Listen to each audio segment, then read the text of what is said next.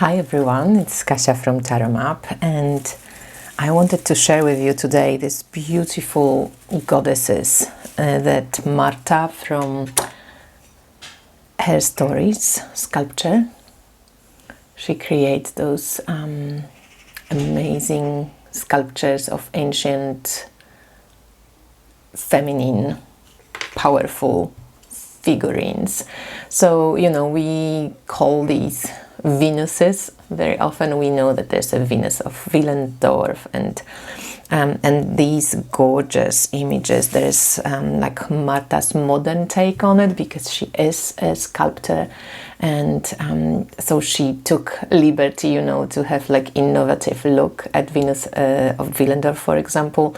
And so here, as you can see, she's got no head, but there's a little hole, so you can probably put like a flower into it if you want, maybe a rose or something.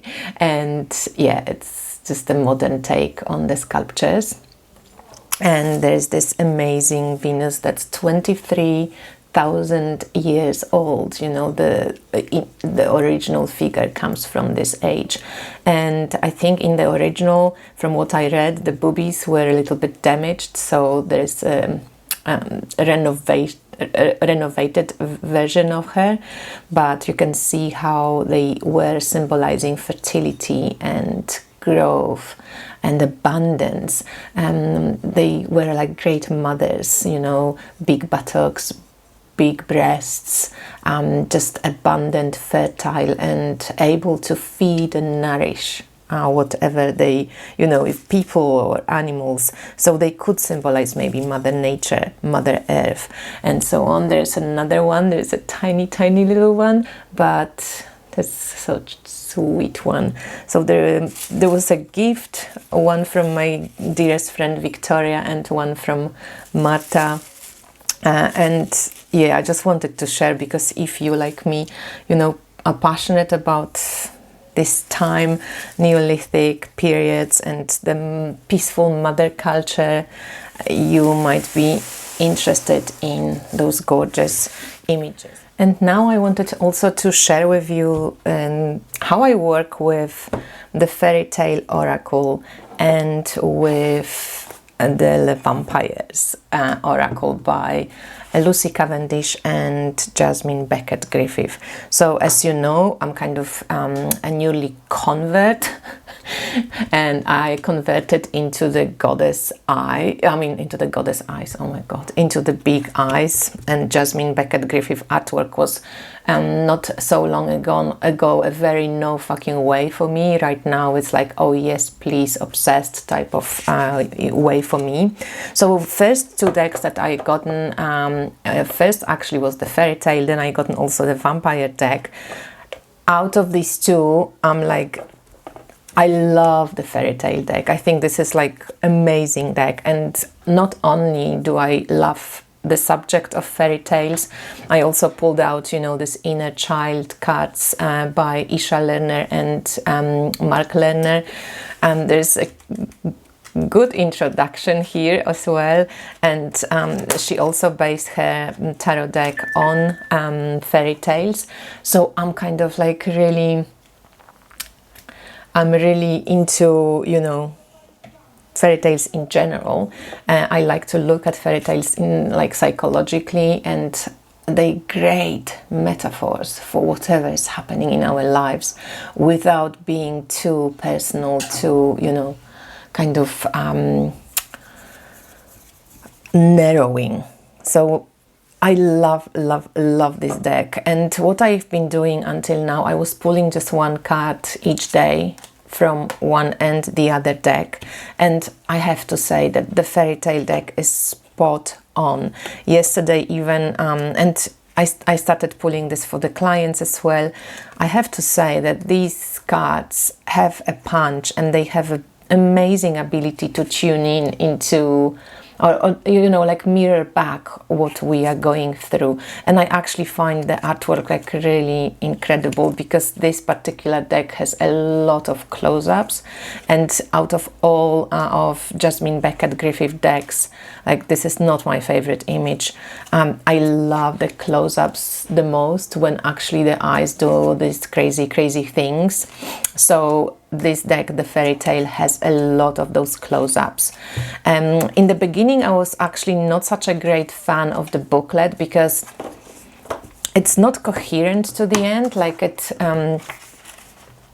you get like either a little tiny little bit of a quote from the fairy tales, or you get a little bit of a description of the fairy tale. Sometimes you just get a you know, interpretation of the fairy tale, and each of the cards has this meaning listed up in like keywords or key sentences, and these are quite more maybe realistic, or like you know, like life advice type of thing, whereas the fairy tales and descriptions obviously a bit more psychological and a bit more metaphorical in some way.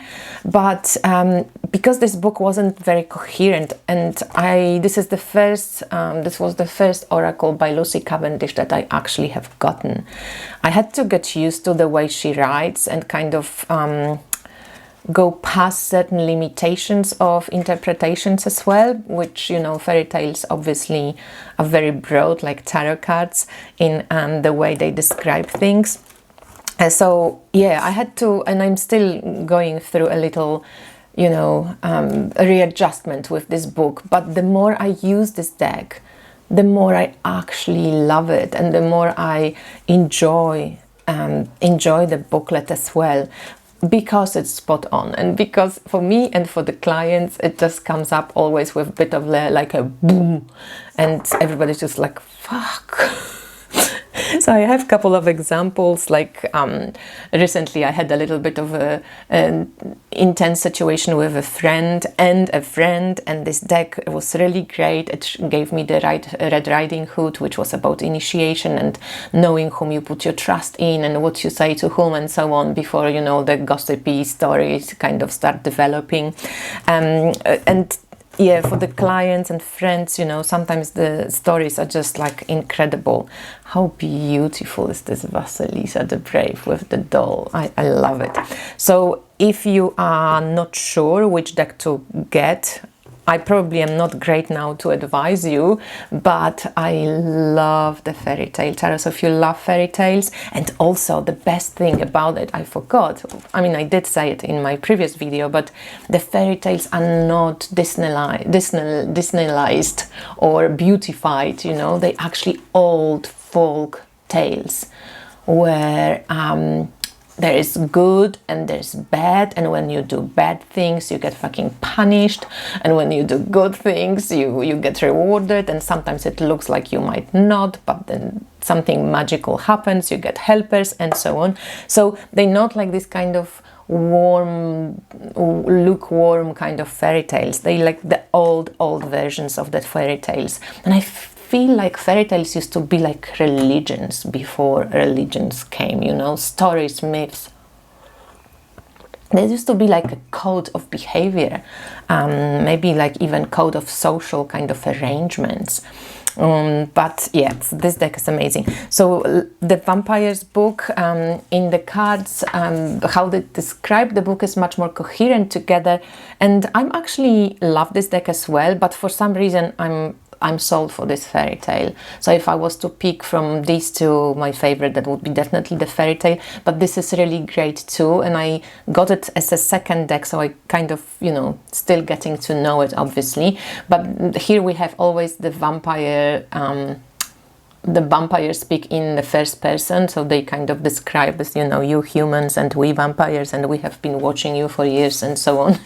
And then there's a blessing and a curse, and working with this card, and each card has exactly the same kind of build up. So it's a bit more coherent, and in some way, again, I'm not sure if I'm like the biggest fan of Lucy Cavendish's writing.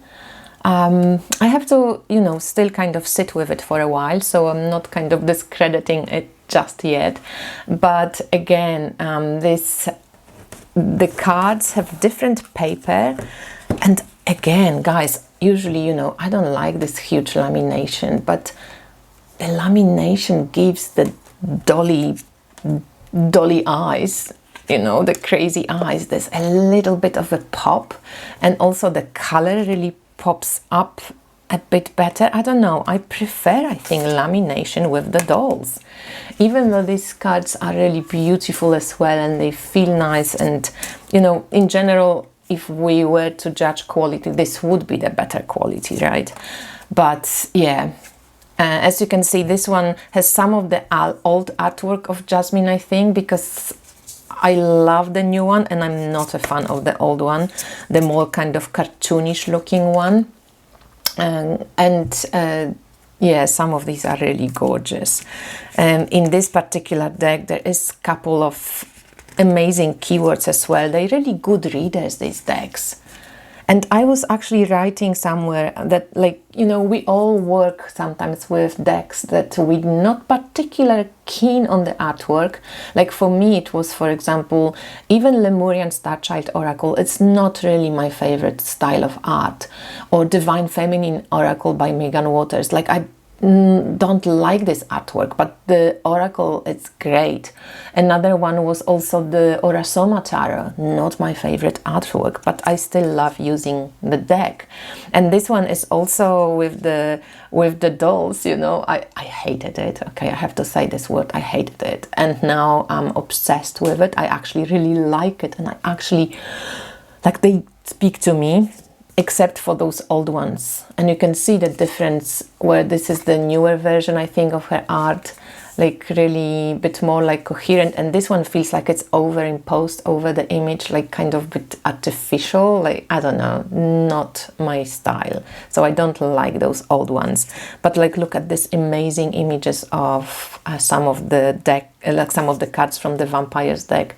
This also comes, I know that Julie from Peekaboo Rose in her Notorious Tarot, she used this image, I think, either for, yeah, she used it for the Empress, but I think it also would fit High Priestess really well.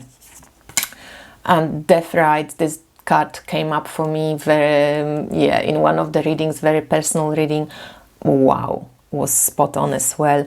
Really some amazing images. And again, some people wrote in the comments, because it's not like I'm trying to convince you to, you know, get the decks. I really don't care if you get the decks or not. I actually love that a lot of people are like, no fucking way, because I totally get it. Like, I was in the no fucking way group for most of my tarot life, you know, and now I'm in totally yes group. And a little bit, I think I can really put it back to Natalia and a little bit to Julie, because this deck, when she made it, I love that she used all the close-ups. So I love the artwork, and I thought like, they're looking at me, you know. But they're really great readers. So if you, I wanted to show you one of these cards, like, oh god, look at this one, so gorgeous. Sacrifice, really beautiful. If you like cats, you might be enjoying this one, or this Natural. Oh, so cool. This one is really cool too, very Uranian for Rebellion of Thirst. Oh wow, this one is like pretty spooky, but then, you know, interesting keywords. I love the keywords that actually say something. I'm not sure I'm like a fan of keywords on oracle cards that just say, like, you know, dandelion or sun. I don't know, I like this, like, flaws, contradictions, mistake, you know. You can't, like, your intuition still is inspired, and you can go off and, you know, move with the image and so on. I love this image: faith, trust, unwavering, and confidence. There's a couple of other ones as well, just a lot of images in the Vampires I find really beautiful as well. So this Immortal, also amazing, reminds me a bit of like Girl with the Pearl Earring or something. And the Hunter, Aggressor, Tracker, Provider, you know, that could be a cool devil card too.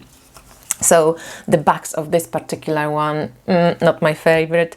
These backs, maybe also not kind of my favorites, but I probably prefer these ones to these ones.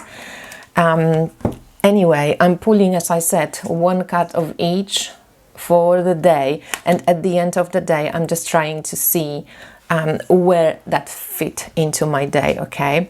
And I had a couple of examples. Also, I started using, I'm waiting for Julie's deck, and I'm going to be actually using 3 cards from Julie's deck, and these 2. I also ordered the Beautiful Creatures Tarot, which is this mass-produced Jasmine Beckett Griffith deck, and Alice in Wonderland Oracle. So I'm going to have 3 Oracle decks and 2 tarots with the dolls, and I think that's it. I'm sorted.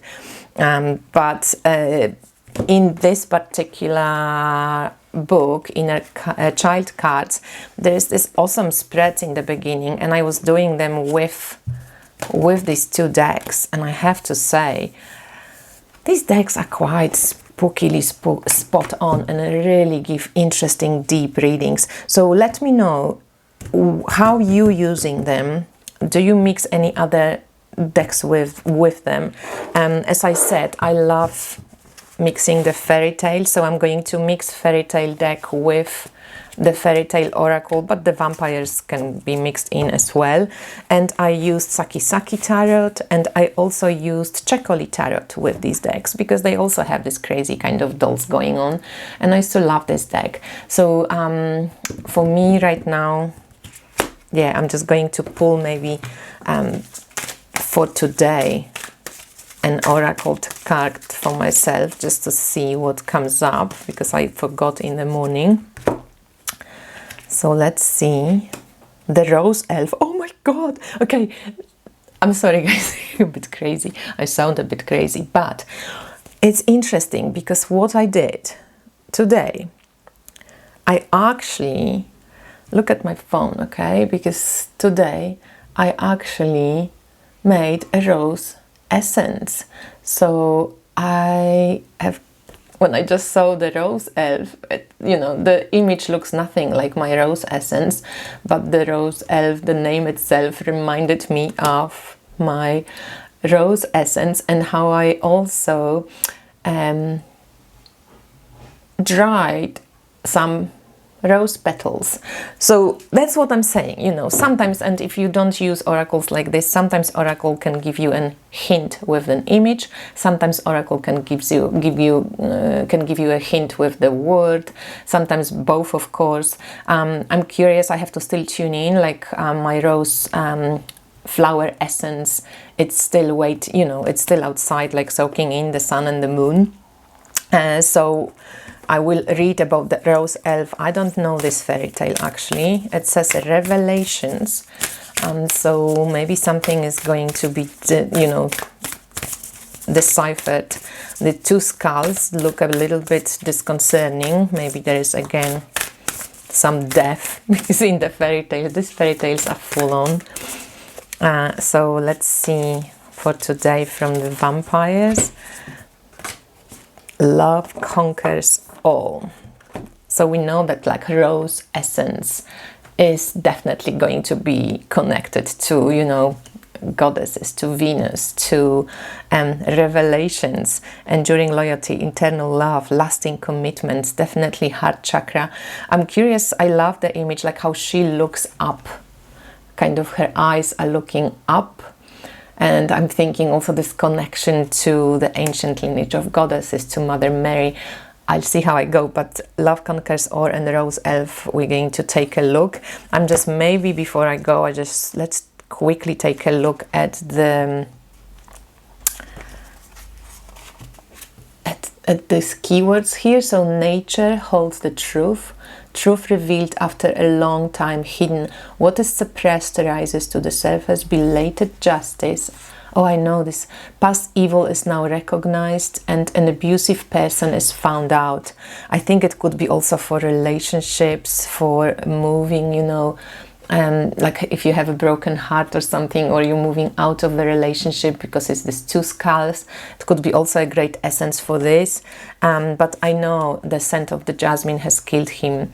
Then the rose elf understood the vengeance of the flowers and told it to the queen, and she and her whole swarm of bees. Okay, there was the fairy tale when, yeah, like a brother killed the lover of a sister, and then she planted him in the jasmine flower, and so on. So it's a very sad tale, and eventually the truths that are hidden or are not acknowledged will come up. So there's something about loving, there's something about relationships, there's something about my flower essence. So that's how I would like sit with it, but I'm going to, you know, look into these cards at the end of the day, and I just wanted to share with you, I want this. Who's got the Gaian Tarot?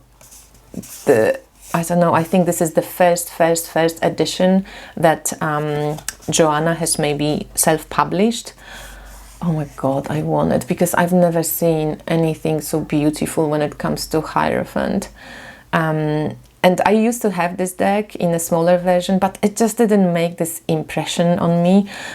This I received as a gift from Melissa, just this one card, and it has, you know, all these animals and this beautiful woman sitting on the ground, and obviously all the plants. And I actually saw this amazing comfrey plant, which I want to make a flower essence from as well.